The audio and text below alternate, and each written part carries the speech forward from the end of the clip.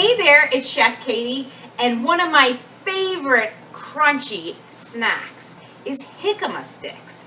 I take fresh jicama and sprinkle it with a little bit of chili powder, and I get this spicy, crunchy, oh my gosh, so delicious snack. It's one of my favorite go-tos, especially in place of chips. You know, those salty, crunchy, deep-fried things. This is cool and refreshing and super healthy. Jicama rules because plants rule.